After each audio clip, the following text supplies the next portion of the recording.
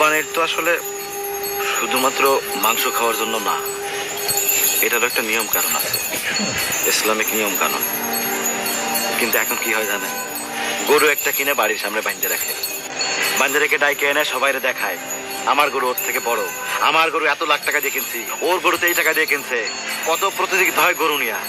কিন্তু ইসলামিক নিয়ম মাইনে যে কোরবানি করতে হয় সেইটার কোনো প্রতিযোগিতা হয় না, বা সেটা নিয়ে কোনো আলোচনাও হয় না। সর্বনিম্ন কত টাকা থাকলে কুরবানি ওয়াজিব হবে, কত টাকা থাকলে কুরবানি ওয়াজিব হবে বা কুরবানি দিতে হবে? আল্লাহ রাসূল সাল্লাল্লাহু আলাইহি সাল্লাম চমৎকার করে বলেছেন, মান কানা লাহু সাআতান ফালাম ইদাহ ফালা ইয়াকরুবান্না মুসাল্লানা। যার সামর্থ্য আছে সেই কুরবানি দিবে। তাহলে কতটুকু থাকলে সামর্থ্যবান ধরা হবে?